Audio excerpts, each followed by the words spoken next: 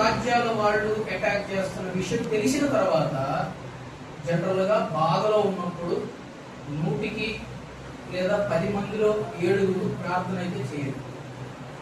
ఎందుకంటే నేను చేయలేదండి. అనారోగ్యంతో బాధపడుతున్నప్పుడు అప్పుడు వేదనలో నేను కృంగిపోయినప్పుడు చాలా మంది వచ్చి నన్ను అటాక్ చేయడానికి కొట్టడానికి చూసినప్పుడు నాకు ఈ ఆలోచన అంతా మైండ్ లో ఉన్నప్పుడు నేను ప్రార్థన చేయడానికి ఏమని ప్రార్థన చేయాలి ఇంత డిస్టర్బెన్స్ లో అని చెప్పి నేను ప్రార్థన తోసివేసిన వ్యక్తిని నేను ఈరోజు నేను మీతో మాట్లాడుతున్న వ్యక్తిని నేను ప్రార్థన తోసివేశాను. ఇంత మైండ్ డిస్టర్బేగా ఉంది. నేనేమని చేయాలి? ప్రార్థనలో కూర్చున్నప్పుడు నాకు అయ్యే గుర్తొస్తున్నాయి. ఇంకా అయ్యన్ని గుర్తు చేసుకుంటా కూర్చుంటా ఉంటే నేనేం చేయగలుగుతాను? ప్రార్థన నేను చేయలేను. నాకు డిస్టర్బ్డ్ గా ఉంది, కాన్సన్ట్రేషన్ లేదు, చేయలేకపోతున్నాను, నడిపింపు రావట్లేదు, ప్రార్థన నడిపింపు రావట్లేదు అని చెప్పి కూడా కొంతమంది చెప్తా ఉంటాను. కొంతమంది ప్రార్థన నడిపింపు రాకపోవడానికి వారికి ఉన్న పరిస్థితులు, కుందుదల పరిస్థితులు, అనారోగ్య సమస్యలు, అప్పుల బాధలు, ఆ సందర్భాల దిశలో వాళ్ళు ప్రార్థన చేయలేకపోతారు. ఇంకొంతమంది ఏమో పాపం చేసేవాళ్ళు ప్రార్థన చేయలేకపోతారు. ఈ 2 కారణాలు ఉంటాయి ప్రార్థన చేయలేకపోవడానికి. ఈరోజు ఏ సందర్భం దిశగా నీవు నడుస్తున్నావు అన్న సంగతి నాకంటే బాగా ఈ వాక్యం వింటున్న నీకే తెలుసు ఆ విషయం. అట్లాగే ఈ వాక్యాన్ని అందిస్తున్న దేవునికి తెలుసు ఆ సందర్భం. వాక్యం చెప్తున్న నాకు తెలియదు మీ సందర్భం, ఏ సందర్భం దిశగా మీరు వెళ్తున్నారన్న సంగతి. అనారోగ్య సమస్య దిశగా నీవు వెళ్తున్నావా? అప్పుల బాధ గుండా నీవు వెళ్తున్నావా? నష్టాల గుండా వెళ్తున్నావా? ఏ కృంగుదల గుండా వెళ్తున్నావు? లేదా ఏ పాపం దిశగా నువ్వు వెళ్తూ ప్రార్థన చేసే పరిస్థితి లేకపోవడం అన్న సంగతి దేవునికి మీకు మాత్రమే తెలుసు. అయితే యెహోషువ ప్రార్థన చేస్తే ఆ టైంలో అంత ఒత్తిడిలో యెహోషువ ప్రార్థన చేశాడు. చేయడమే కాకుండా దేవుడు ఆయనకిచ్చిన అధికారాన్ని ఆయన నమ్మి ఉపయోగించాడు, అంటే వాడాడు. దేవుడు మనందరికీ కూడా ఒక అధికారాన్ని ఇచ్చాడు. తెలుసా ఏంటది? ఆవగినంత విశ్వాసం ఉన్న చాలు. ఏమన్నాడు?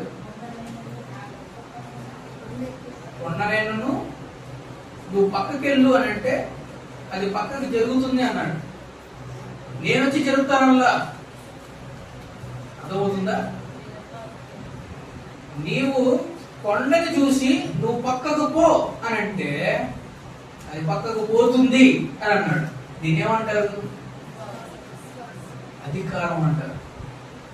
సరే, విశ్వాసంతో కూడిన అధికారం. ఈ అధికారం ఎవరి దగ్గర నుంచి వచ్చింది? దేవుని దగ్గర నుంచి వచ్చింది. మనం నమ్ముతున్నాము, నమ్మి ప్రార్థన చేశాము. ప్రార్థన చేశామని చెప్తున్నారు. ప్రార్థన చేశామని కొంతమంది తలలు ఊపుతున్నారు, కొంతమంది ఏమో తల ఊపుదామో వద్దా అని చెప్పని తల దించుకున్నారు. ఎప్పుడైనా మీకు ఇవ్వబడిన అధికారాన్ని మీరు వాడారా? ఎందుకు వాడలేకపోతున్నామో తెలుసా? విశ్వాసం లేదుగా. అంటే నమ్మకం లేదుగా. అవునా, నిజంగా జరిగిందా? ఇట్లా ఉంది ప్రభువా, నీకేం తెలుసు అని రివర్స్ లో దేవుడికే సలహాలు ఇస్తా ఉంటాం మనం. నీకేం తెలుసయ్యా? నీకు తెలియదయ్యా, అనుభవించేవాడికి తెలిసింది. ఎట్లాంటి మాటలు మాట్లాడతారనే దేవుడు నరవతారం ఎత్తి, ఇదిగో నాకు తెలియని శ్రమ ఏది, నాకు తెలియని బాధ ఏది, నువ్వు చెప్పేది కొత్తగా ఉందా అని చెప్పి అడగడానికి దేవుడు ప్రాణం కూడా పెట్టాడు. నీ కోసం నా కోసం కదా. దేవుడికి తెలియని బాధ ఏంటి? ఆకలి తెలీదా? వస్త్రహీనత తెలీదా? అనారోగ్య సమస్య గురించి తెలీదా? ఆర్థిక లోటుపాట్ల గురించి ఆయనకి తెలీదా? చెప్పండి. మరి నువ్వెట్ట పాట చెప్తావు దేవునికి? నీకు తెలియదేగా, అనుభవిస్తే తెలుస్తుంది. లేదా వేరే అవతల వాళ్ళు కూడా చెప్తా ఉంటాం, అనుభవించే వాడికి మాత్రమే తెలుస్తుంది అని. ఇట్లాంటి పాటలు చెప్పడానికి మాత్రం ముందుంటాం కానీ దేవుడిచ్చిన ఉచితమైన అధికారాన్ని, ఉచితంగా ఇచ్చాడు ఆయన అధికారాన్ని, ఉచితంగా ఇచ్చాడు ఆయన రక్షణని, ఉచితంగా ఇచ్చాడు ఆయన. మీరు వెల చెల్లించి మరి కొనుక్కున్నారేంటి? లేదా విశ్వాసం కేజీ ఎంత అని పలానా చర్చలు అమ్ముతుంటే మీరు కొనుక్కున్నారా? అధికారం కేజీ ఇంత అంటే పలానా చర్చిలో మీరు కొనుక్కొని తెచ్చుకున్నారా? అధికారము వయసును బట్టు, అనుభవాన్ని బట్టు రాదు, విశ్వాసాన్ని బట్టి వస్తుంది. విశ్వాసాన్ని బట్టి వస్తుంది. యెహోషువ అసలు ఎవరు?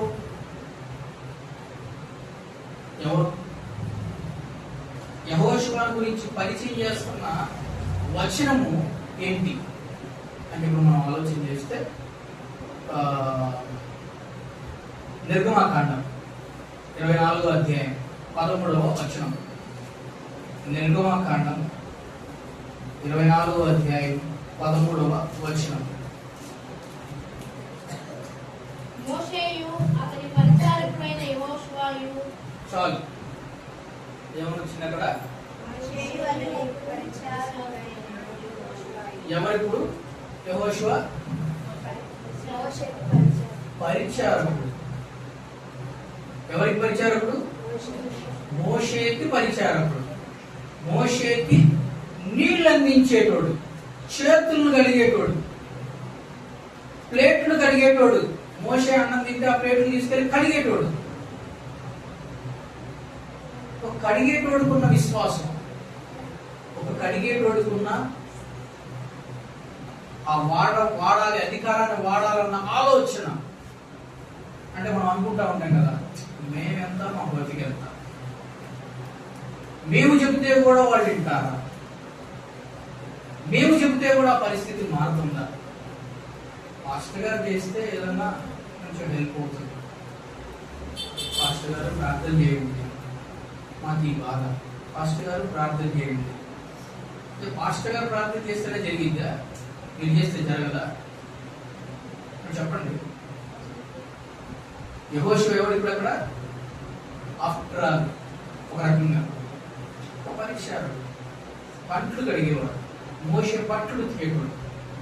పరిచారం అంటే అన్నీ కదా. చర్చిలో మీరేం చేస్తారు? పరిచర్యగా ఊస్తారు, చాపలు వేస్తారు, ఆ మైక్ సెట్టింగ్ చేస్తారు. అమ్మగారు అయితే బాటిల్ తెచ్చిచ్చింది, ఈరోజు తెచ్చివ్వలేదు. హల్లెలూయా. నేను తప్పై కదా, నేను చూడలేదు.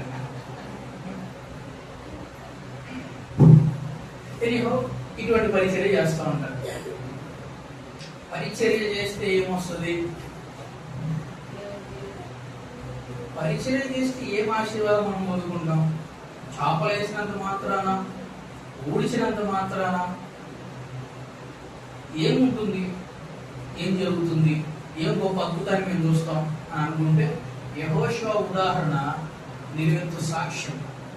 యెహోషువ ఒక పరిచారకుడు అని యెహోషువను గురించి పరిచయం చేసిన మొట్టమొదటి సందర్భ వాక్యం అది. ఇప్పుడు నేను చదివించింది నిర్గమాకాండం 24వ అధ్యాయం 13వ వచనం అనేది యెహోషువను గురించి మొట్టమొదటిసారి పరిచయం చేసిన వాక్యం అది. మనందరికీ కూడా పరిచయం చేసిన వాక్యం అది. ఇది యెహోషువ స్టోరీ. అయితే ఎవరు యెహోషువ అంటే ఆయన మొదటగా పరిచారకుడు. పరిచర్య చేయాలంటే ఏం కావాలి?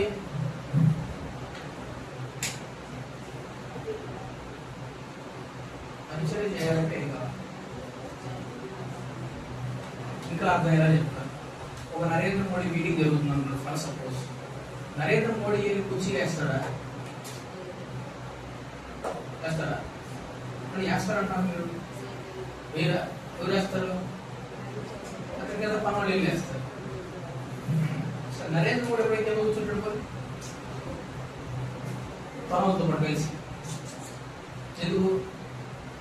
హోదా, అధికారం. కానీ మోషే నలుగురితో పాటు కలిసి కూర్చొని తింటాడని సంగతి తెలుసా? విశ్వాసంతో పాటు కలిసి కూర్చొని తింటాడని సంగతి తెలుసా? ఎవరు మోషే అంటే ఇప్పుడు మనం ఆలోచన చేస్తే దేవునితో ముఖాముఖిగా మాట్లాడిన మొట్టమొదటి వ్యక్తి బైబిల్ గ్రంథంలో, పాత నిబంధన చరిత్రలో.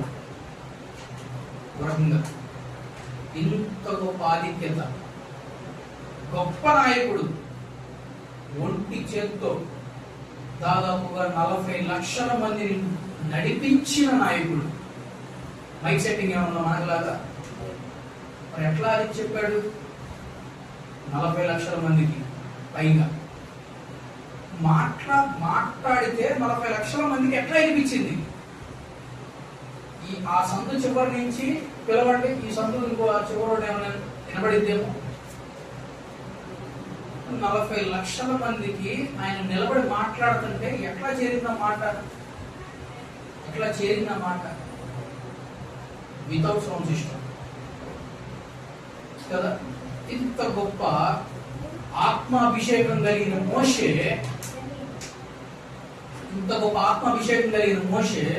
దేవుని దగ్గరికి రాగానే ఎట్లయిపోతారు తెలుసా? ఏదో కూర్చోడానికి ఇష్టపడతాడు, సాగిరి కూడా నమస్కారం చేయడానికి ఇష్టపడతాడు. అసలు అంతేందుకు దావీద్ మహారాజు గారు, అయ్యా బండకున్న కృప కూడా నా మీద లేదు, నన్ను బండగా గుర్తించినా బాగుండేది కదా, అవి 24 గంటలు నిన్ను స్తుతించే భాగ్యం ఉంది మందిరములో, నీ మందిరంలో ఒక్క దినము గడుపుట 1000 దినముల కంటే శ్రేష్టం కదా, ఆ బండకున్న ఆ ఆధిక్యత కూడా నాకు లేదు అని చెప్పని నేల మీద పడుకొని పొర్లు దండాలు పెట్టుకుంటారు కదా అని పెడతా ఉంటాడు ఆయన. ఎవరు ఆయన? దావీదంటే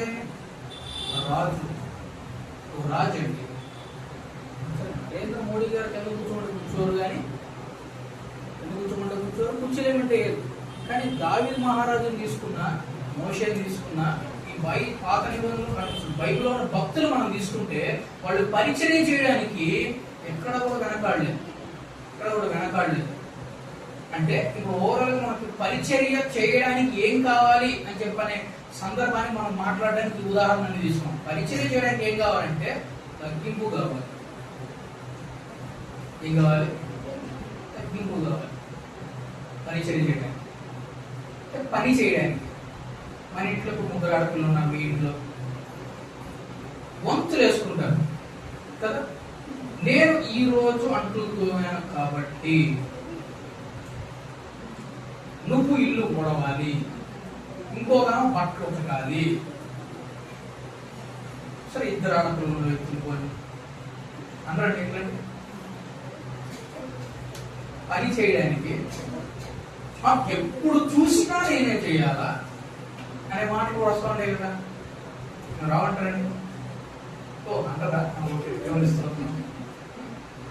సో కాబట్టి అంటే పని చేయాలంటే తగ్గింపు సిద్ధపడగలిగిన మనసు కావాలి.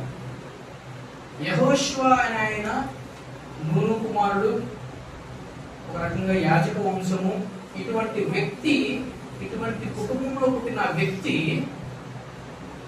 మోషే చేతులు కడగడానికి కూడా ఆయన వెనకాడలేదు. మోషే అన్నం తిన్న ప్లేట్లు కడగడానికి ఆయన వెనకాడలేదు. మోషే వేసుకున్న బట్టలు ఉతకడానికి ఆయన వెనకాడలేదు. యెహోషువ ఒక పరిచారకుడు. ఈ పరిచర్య చేయడానికి తన్ను తాను తగ్గించుకున్న వ్యక్తి యెహోషువ. మొదటగా ఆయన పరిచారకుడు, రెండవదిగా తగ్గింపు మనసు కలిగిన వ్యక్తి. సో యెహోషువని సెలెక్ట్ చేసుకోవడానికి, యెహోషువ గురించి దేవుడు పరిచయం చేయడానికి, యెహోషువ ప్రార్థన చేస్తే సూర్యుని చంద్రుని ఆపడానికి ఉన్న లక్షణాలు నేను చెప్తున్నాను అన్నమాట. ఆ లక్షణాలు మనం కలిగి ఉండాలి అని చెప్పే ఉద్దేశాన్ని నేను ఇప్పుడు నేర్పించడానికి ప్రయత్నం చేస్తున్నాను, దేవుడి చేత ప్రేరేపింపబడి. సో యెహోషువ ప్రార్థన చేస్తే సూర్యుడు చంద్రుడు ఆగిపోయాయి. మరి నేను ప్రార్థన చేస్తే నా సందర్భము, నాకున్న విడుదల, నాకు రావాల్సిన విడుదల ఎందుకు రావట్లేదు అనడానికి చెప్తున్నాను నేను కారణాలు. యెహోషువ అనే వ్యక్తి పరిచారకుడు. మరి నీవు దేవుని పని చేసే విషయంలో ఎంతవరకు ముందు నిలబడగలుగుతున్నావు? నాకు టైం లేదు, నాకు సమయం లేదు, నేనే చేయలేదు కుర్చీ, నేనే చేయలేదు చాపు, నేను కూడా చేయలేంటి, నేను క్లీన్ చేసేదేంటి, నేనేంటి, నా రేంజ్ ఏంటి అనుకునే విధానం కలిగి ఉంటే యెహోషువ వర్సెస్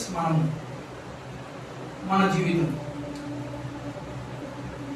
మీకు తెలుసా, ఏలియా పిలిచినప్పుడు కూడా ఎలీషా ఒక్క మాట ఆలోచించుకుంటూ వచ్చేసాడు. కాకపోతే ఒక పర్మిషన్ మాత్రం అడిగాడు. అయ్యా నాకు 1 రోజు టైం ఇస్తావా? వస్తా, మా నాన్న చెప్పేసి వస్తా అని అన్నాడు. బైబిల్లో రాస్తుంది 7 ఎడ్ల బండ్లు కలిగిన వ్యక్తి ఎలీషా అని రాస్తుంది. ఒక్కొక్క ఎడ్ల బండి 3 ఎకరాలు పోతుంది యావరేజ్ చూసుకుంటే. 7 ఎడ్ల బండ్లు 7 3 21 ఎకరాలు. 21 ఎకరాలు ఉన్న డబ్బు కూడా పేదోడా అంటే యావరేజ్ లెక్క వేసుకున్నా కూడా చెప్పండి, డబ్బున్న వాళ్ళు అంటారు, పేదవాళ్ళు అంటారు. డబ్బున్నోడు. ఎలీషా డబ్బున్న వ్యక్తి, ఆస్తిపరుడు. కానీ ఏరియా పిలవంగానే అయ్యా వస్తాను, కానీ ఒక్కసారి ఒక్క అవకాశం, ఇంటికి వెళ్ళి వస్తాను. నువ్వు పిలవంగా రావడానికి నేను సిద్ధమే, నాకు ఇష్టమే, కానీ నేను ఇంటికి వెళ్ళి చెప్పొస్తావు ఒక మాట, మా నాన్న చెప్పొస్తాను. ఎందుకంటే నేను మళ్ళీ నువ్వు పిలవంగానే వచ్చేసాను అనుకో, నా కోసం ఎత్తుక్కుంటారు వాళ్ళు, నేనేమైపోయానని బాధపడతారు వాళ్ళు. అందుకని చెప్పొస్తాను, ఒక గంట టైం, ఒక పూట టైమింగ్ అని చెప్పని బ్రతిమలాడుకొని వెళ్ళిపోతాడు. యెహోషువ కూడా యాజకవంశం, చేతులు గడుగుతున్నాడు. అందుకనే మార్కు సువార్తలో ఈ విధంగా రాయబడి ఉంటుంది. 9వ అధ్యాయము తీయదులే కానీ అంటే చాప్టర్ టైం అయిపోయి చాలా వరకు ఏం రాస్తుంటారంటే యేసుక్రీస్తు ప్రభు వారు పాదాలు కడుగుతూ ఉంటాడు కదా. యేసుక్రీస్తు ప్రభు వారు శిష్యుల పాదాలు కడుగుతూ ఉంటాడు. ఈ విధంగా చేయకపోతే నాతో మీరు పాలిభాగస్తులు కాలేరు, నాతో మీరు పాలిభాగస్తులు కాలేరు. నేను ఈ పరిచర్య చేయాల్సిందే, మీరు నేను వచ్చేంత వరకు ఇటువంటి పరిచర్య చేయాల్సిందే. యాక్చువల్గా న్యూ ఇయర్కి మేము ఆ కార్యక్రమము మా సంఘాల్లో జరిపిస్తాం. నేను ఇక్కడ చేయించాలని ట్రై చేశాను, కానీ మీ యొక్క మనసులు ఎట్లా ఉన్నాయో నాకు తెలియదు, మీ మనసులు ఎట్లా ఉన్నాయో నాకు తెలియదు. తగ్గింపు అక్కడే కనబడుతుంది. ఒక పేషెంట్ తీసుకొచ్చి మేము చేసే పని ఖచ్చితంగా న్యూ ఇయర్ రోజు పాద పరిచర్య చేసే మేము బల్లలో చేయాలి. ఇది దీని గురించి నేను మీతో డిస్కషన్ చేశాను కూడా. చేస్తే మీరు నాకేమన్నారంటే ఇటువంటిది ఎప్పుడు మేము చేయలేదు అన్నారు. అన్నారు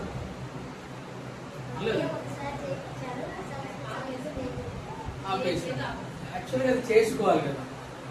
ఎందుకు చేయాలి అంటే ఆ టైంలో ఆవిడ నా పాదాలు నేను ఎందుకు పట్టుకోవాలి, నేనంటే నా రేంజ్ ఏంటి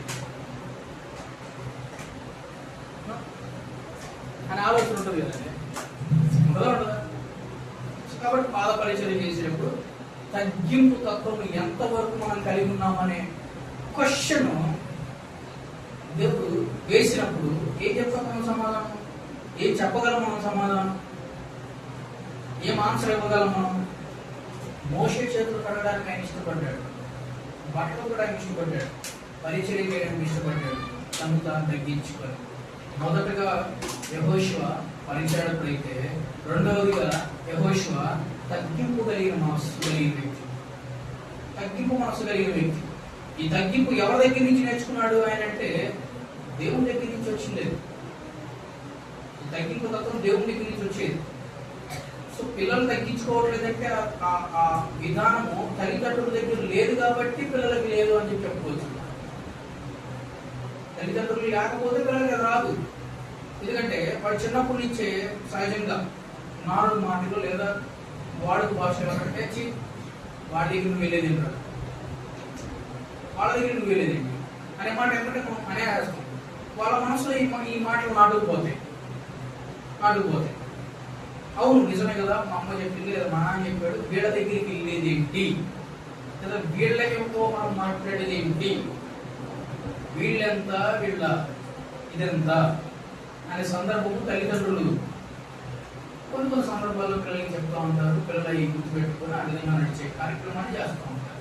సో పిల్లలు ఎట్లా అయ్యారంటే తల్లిదండ్రులు తప్పుతుంది. తగ్గింపు తత్వం వాళ్ళకి చిన్నప్పటి నుంచి నేర్పించగలగాలి కదా. ఇదే కదా సామెతల గ్రంథంలో చెప్పబడిన మాట, బాలుడు నడవవలసిన త్రోవను వారికి నేర్పుము, అప్పుడు వాడు పెద్దవాడైనప్పుడు వారు తప్పిపోకుండా ఉంటారన్న వాగ్దానం అందరికీ కూడా మాట తెలుసు కదా. సో కాబట్టి ఫిలిప్పీయులకు రాసిన పత్రిక 2వ అధ్యాయము 6వ వచనం దగ్గర నుంచి 11వ వచనం వరకు ఉన్న సందర్భము, యేసుక్రీస్తు ప్రభువారు దేవుడై ఉండి కూడా అని చెప్పని చాలా స్పష్టంగా 3 వచనాల్లో చాలా కళాఖండిగా కొన్ని మాటలు చెప్తారు. అక్కడ తీస్తారా దయచేసి? ఫిలిప్పీయులకు రాసిన పత్రిక 2వ అధ్యాయం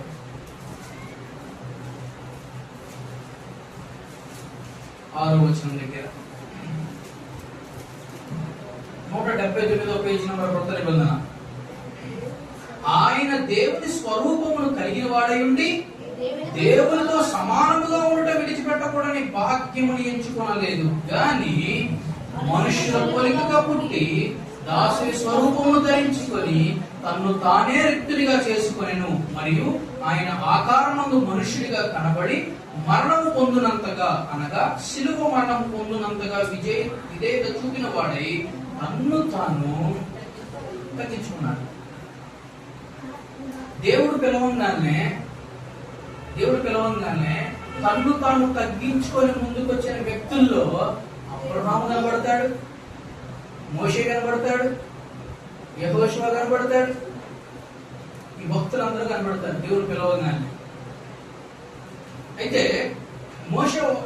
పౌలు ఒకానొక సందర్భంలో ఆయన వ్యతిరేకంగా వెళ్తున్నాడు అని చెప్పని తన కళ్ళు దమస్కు మార్గంలో పోయిన తర్వాత దేవుడు ఆయనతో మాట్లాడుతుంటే అనిపిస్తుంది. అప్పుడు దేవుడు మాట వినడానికి ట్రై చేస్తాడు. అప్పటి వరకు కూడా దేవుడు మాట వినడానికి ట్రై చేయలేదు, ఎందుకంటే తను తాను హెచ్చించుకునే విధానం కలిగి ఉన్నాడు కాబట్టి. నేను చిటికేస్తే ఇంతమంది సైన్యము అన్న ఆలోచన పోలుకుంది. అందుకని దేవుడి మాట వినడానికి ట్రై చేయలేదు. బట్ దేవుడి మాట వినడానికి ట్రై చేయాలంటే తగ్గింపు మనసు కావాలి. ఫస్ట్ ఆఫ్ ఆల్ తగ్గింపు మనసు లేకుండా దేవుడి మాట అర్థం కాదు. దేవుడి మాట మా హృదయంలోకి చేరదు, వినలేము కూడా కదా. తాగుబోతులకి నువ్వు తాగు మానేయంటే ఎక్కడ ఉంటుందో అక్కడ ఉంటుంది అనమాట. తగ్గింపు లేని వారికి దేవుడు వాక్యం చెప్తాము. సో ఆ మాటని అంగీకరించాలన్నా కూడా తగ్గింపు మనసు కావాలి. ఇక మూడవదిగా మనం చూసుకుంటే అంటే యెహోషువకున్న లక్షణాలు మనం జ్ఞాపకం చేసుకున్నాం. అందులో మొదటిగా యెహోషువకున్న లక్షణము ఆయన మొదటిగా పరిచారకుడు, రెండవది తగ్గింపు మనసు కలిగిన వ్యక్తి, ఇక మూడవది విశ్వాసం కలిగిన వ్యక్తి. వినిన మాట చొప్పున చేయడానికి ఎంత మాత్రము వెనుదిరగిన వ్యక్తి యెహోషువ. ఈ సందర్భం మనం జ్ఞాపకం చేసుకోవాలంటే 12 మందిని గోత్రానికి ఒకడు చొప్పున సెలెక్ట్ చేస్తాడు మోషే కదా. ఎందుకు సెలెక్ట్ చేస్తాడు చెప్పాలి. నిద్రపోయే వాళ్ళకి గట్టిగా చెప్తాం హల్లెలూయా,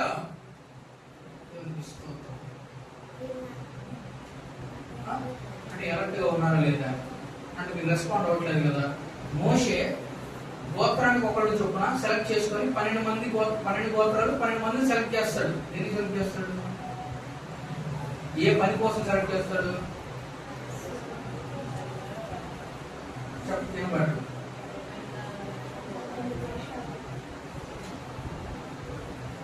దేవుడు వాగ్దానం చేసిన భూమి చూడడానికి, ఆ భూమిని చూడడానికి 12 మందిని సెలెక్ట్ చేసి వేగుల వారీగా అంటే సీక్రెట్ ఏజెంట్స్ గా వారిని ఆ ప్రాంతానికి పంపిస్తారు. ఆ ప్రాంతానికి పంపించే 12 మంది వ్యక్తుల్లో ఒక వ్యక్తి యెహోషువ.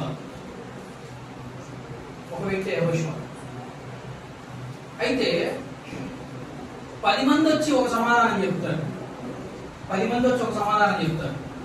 ఏమని చెప్తారు? అక్కడ వారిని చూస్తుంటే చాలా భారీగా ఉన్నారు మనుషులు, వారి కళ్ళకు మేము మిడతల్లా ఉన్నాము, మేము మిడతల వలె ఉన్నాము. అటువంటి బలం కలిగిన వ్యక్తులు ఉన్నారు అక్కడ. అటువంటి దేశానికి దేవుడు తీసుకెళ్తాడు అని చెబితే అది నమ్మాల్సిన అవసరం లేదు, అది జరగని పని అని 10 మంది సాక్ష్యం ఇస్తారు.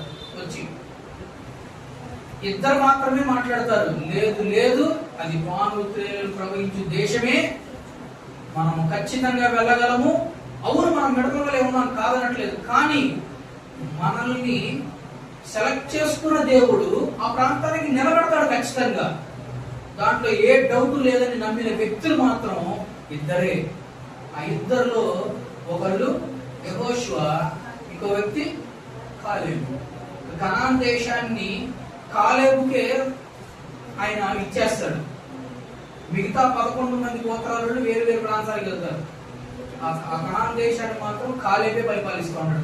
తర్వాత ముందు చరిత్ర న్యాయపతుల గ్రంథం దగ్గరికి వెళ్ళిన మనం చూసిన, రాజు గ్రంథం దగ్గర మనం వెళ్ళి చూసిన, దినవృత్తాంత గ్రంథం దగ్గరికి వెళ్ళి మనం చూసిన. సో కాలేబు గోత్రికులు మాత్రమే కనాన్ దేశాన్ని పరిపాలిస్తూ ఉంటారు, స్వాధీనం చేసుకున్నారు వాళ్ళు. సో ఏదేమైనప్పటికీ 2 మాత్రమే సాక్ష్యం ఇచ్చారు కేవలం దేవుని మాటని నమ్మి. ఆ 2లో ఒక వ్యక్తి యెహోషువ, నమ్మడం అంటే విశ్వసించడం. యెహోషువ విశ్వసించి చెప్తున్నాడు, లేదు మనం ఖచ్చితంగా అక్కడికి వెళ్ళగలం, మనం అక్కడ బ్రతకడానికి ఇబ్బంది లేని పరిస్థితి, ఇబ్బంది ఉండదు అని చెప్పని యెహోషువ సాక్ష్యం ఇస్తాడు. సో ఈ సాక్ష్యం గురించి మనకి యాక్చువల్గా సంఖ్యాకాండం 13:27 దగ్గర, సంఖ్యాకాండం 14:34 నుండి 38 దగ్గర కనబడుతూ ఉంటుంది ఈ సాక్ష్యాల గురించి. అంటే వాళ్ళు మాట్లాడుతున్న మాటలు, సందర్భాల గురించి. మరలా చెప్పాలా? సంఖ్యాకాండం 13:27 దగ్గర, 30 దగ్గర, ఇంకా సంఖ్యాకాండం 14:34 దగ్గర నుండి 38 వరకు కూడా అక్కడ యెహోషువ కాలేబు మాట్లాడుతున్న మాటలు, ఇస్తున్న సాక్ష్యాల గురించి రాసి ఉంటుంది. దేవుడు చెప్పిన మాటని వారు విశ్వాసముతో నమ్మారు, ఖచ్చితంగా మనం వెళ్తామని సాక్ష్యం ఇచ్చారు. ఇక్కడ యెహోషువకి 3 లక్షణాల గురించి మనం చెప్పుకున్నాం. మొదటిగా పరిచర్య చేయడానికి ఆయన వెనకాడని వ్యక్తిత్వం కలిగిన వాడు. రెండవది తగ్గింపు కలిగిన మనస్సు కలిగిన వ్యక్తి. మూడవది విశ్వాసము కలిగిన వ్యక్తి. తను ఎంత ఇదిగా విశ్వసించాడంటే ఆ విశ్వాసాన్ని ఆయన క్రియల్లో చేసి చూపించాడు. సూర్యుడా నీవు ఆగిపోవాలి. దేవుడి దగ్గర కూర్చొని ప్రార్థన చేస్తూ ఎవరితో మాట్లాడతాడు తెలుసు? ఆయన సూర్యుడితోనూ చంద్రుడితోనూ మాట్లాడుతున్నాడు. ఆయన దేవుడి దగ్గర కూర్చొని ప్రార్థన చేస్తూ, వెంటనే వినపడుతుందా? నేను మరలా నొక్కి చెప్తాను ఈ మాటని. దేవుడి దగ్గర కూర్చొని ప్రార్థన చేస్తూ దేవుడికి ఏం కావాలని అడగడం లేదు ఆయన. సూర్యుడా నీవు పలానా ప్రాంతంలో ఆగిపోవాలి, చంద్రుడా నీవు లోయలో నిలబడిపోవాలి, ఆమేన్ అంటాడు. ఇప్పుడు నేను ఇందాక చెప్పిన వాక్యం, నీవు ఆవగించేంత విశ్వాసము నాకు చాలు, నీవు కొండను చూసి పక్కకు పడిపో లేదా పక్కకి వెళ్ళిపో అని అంటే అది పక్కకి వెళ్ళిపోతుంది అని చెప్పిన దేవుడు, గుర్తు చేసిన దేవుడు. ఈ మాటని యెహోషువ జీవితంలో తను అప్లై చేశాడు. దేవుడి దగ్గర కూర్చొని ప్రార్థన చేస్తున్నాడు, కానీ సూర్యుడితోనూ చంద్రుడితోనూ మాట్లాడుతున్నాడు ఆయన. దేవుడి దగ్గర కూర్చొని మనం కూడా ప్రార్థన చేస్తూ ఉంటాం. నీ సమస్యతో నీవెప్పుడైనా మాట్లాడావా? గద్దించగలిగావా? ప్రశ్నించగలిగావా? నువ్వు అని చెప్పని అధికారాన్ని ఉపయోగించగలిగావా? ఎందుకు ఆ విధమైన ప్రార్థనా విధానం నాకెందుకు లేదు? యెహోషువకి నాకు ఉన్న తేడా ఏంటి? యెహోషువ కలిగి ఉన్న లక్షణాలు ఏంటి? ఈ రోజు నేను కలిగి లేకుండా ఉన్న లక్షణాలు ఏమిటి? ఈ సందర్భాన్ని మనం జ్ఞాపకం చేసుకున్నట్లయితే, దేవుడు నీకు ఒక అధికారాన్ని ఇచ్చాడు. ఆ అధికారాన్ని వాడుతున్నప్పుడు అధికారాన్ని ఉపయోగిస్తున్నప్పుడు దాన్ని గౌరవించి దాన్ని తప్పించే దిశగా దేవుడు మార్గాలను సరళం చేస్తాడు. యెహోషువ గ్రంథం 10:14-15 దగ్గర మనం చదువుకున్న మాట ఏంటంటే, ఒక మానవుని మాట విని దేవుడు చేసిన ఈ కార్యము దీనికి ముందు గాని దీని తర్వాత గాని ఇది ఎన్నడూ కూడా జరిగిన సందర్భం లేదు అని దేవుడు సాక్ష్యం ఇస్తున్నాడు. ఈరోజు నీ యొక్క ఆత్మీయ జీవితంలో నీకు ఒక సందర్భం ఎదురైనప్పుడు, ఆ సందర్భం విషయంలో నీవు ఒక అధికారాన్ని ఉపయోగించినప్పుడు దాన్ని ఖచ్చితంగా తొలగిస్తాడు. తొలగించడమే కాకుండా దేవుడు నీ గురించి సాక్ష్యం చెప్తాడు. నీ గురించి తన బిడ్డలకి సాక్ష్యం చెప్పుకుంటా, ఇదిగో నా పలానా బిడ్డకి పలానా టైంలో నేను చెప్పాను, లేదా నేను పలానా చోట్ల చెప్పానని చెప్పిన నమ్మి విశ్వాసంతో ఈ విధంగా గద్దించి నిలబడ్డాడు. మరి నీవెందుకు నిలబడలేవు? ఈ దిశగానే రాయబడిన సందర్భాలు కదా మనం ఆదికాండం దగ్గర నుంచి ప్రకటన వరకు చదువుకున్న సందర్భాలు. ఈరోజు యెహోషువ గురించి మనం ఎందుకు జ్ఞాపకం చేసుకుంటున్నాం? యెహోషువ గురించి ఎందుకు మనం తెలుసుకోవాలి అని అంటే, యెహోషువని మనకు ఒక ఉదాహరణగా పెట్టాడు. మరి నిన్ను రేపటి తరానికి ఉదాహరణగా పెట్టేంత ఆత్మీయ స్థితి అసలు నీకున్నదా? నీకు ఇవ్వబడిన అధికారాన్ని అసలు నీకు వాడగలుగుతున్నావా? ఒకవేళ వాడలేకపోతుంటే ఎందుకు వాడలేకపోతున్నాం అంటే, నా పాపము అడ్డుగోడగా నిలుస్తుంది అని చెప్పని ఒక చోట యెషయా ద్వారా రాయబడింది మాట. దేవుడు చెప్తున్న సమాధానం. రెండవది నీవు విశ్వసించలేకపోతున్నావు గనుక అని చెప్పి మాట్లాడతాడు. అంటే ఇందాక సముద్రము గాలి అన్న సందర్భం దగ్గర వాళ్ళంతా కూడా భయపడతా ఉంటారు. సముద్రం అలలతో ఉప్పొంగుతూ ఉంటే వాళ్ళంతా కూడా శిష్యులు భయపడతా ఉంటారు. అయ్యా లే లే లే అని చెప్పి బలవంతాన్ని యేసుక్రీస్తు లేపుతారు, నిద్ర లేపితే యేసుక్రీస్తు లేచి వెంబడి ఒక మాట అంటాడు. ఏమో తెలుసా? అల్ప విశ్వాసులారా, ఎంతకాలం నేను మీతో ఉంటాను, ఇప్పటి వరకు కూడా నాతో ఉండి మీరు ఏం నేర్చుకున్నారు? మీకు ఒక అధికారం ఇవ్వబడింది కదా, వాక్యం చేత కదా, దీనికి కూడా నేనే వచ్చి సమాధానం ఇవ్వాలా, దీనికి కూడా నేనే వచ్చి పని చేయాలా? మీకు ఆల్రెడీ ఒక అధికారాన్ని ఇచ్చాను కదా, దీనికి పలానా వ్యక్తి వచ్చే ప్రార్థన చేస్తే విడుదల పొందుకుంటాము, పలానా వ్యక్తి వచ్చి ప్రార్థన చేస్తే మనం స్వస్థత పొందుకుంటాము, పలానా వ్యక్తి వచ్చి వాళ్ళ దగ్గరికి ప్రార్థన చేస్తే మనం పడిపోతాము అని నమ్మడము అనేది మూర్ఖత్వం, అల్ప విశ్వాసం. ఈ అధికారము, ఈ ఆధిక్యత దేవుడు ప్రతి ఒక్క బిడ్డకి కూడా ఇచ్చాడు. అది గమనించుకోవాలి. మనం ఆ ఆధిక్యతని గమనించుకొని మనని మనం ఆత్మవిమర్శ చేసుకొని మాత్రమే బలలో చేయాలని గుర్తు చేశాడు. అప్పుడు మాత్రమే బలలో చేయాలి. సో ఈ రోజు నీకు ఇవ్వబడిన ఆధిక్యతని, అధికారాన్ని ఎంతవరకు వాడగలుగుతున్నాం? యెహోషువ గ్రంథం 10వ అధ్యాయం చివరిగా 8వ వచనం మనం తీస్తే, యెహోషువ గ్రంథము 10వ అధ్యాయం 8వ వచనం. అప్పుడు యెహోవా అమోరీయులకు భయపడకము, నీ చేతికి వారిని అప్పగించి ఉన్నాను, వారిలో ఎవడునూ నీ ఎదుట నిలబడని యెహోషువతో సెలవీయగా. యెహోషువకి దేవుడు వాగ్దానం చేశాడు. నీవు భయపడమాకు, ఎవ్వడు కూడా నీ ఎదుట నిలవలేడు, నేను వాళ్ళందరినీ కూడా నేను నీకు అప్పగించేశాను. ఇంకా యుద్ధానికి జరగలా, ఇంకా యుద్ధానికి రాలా.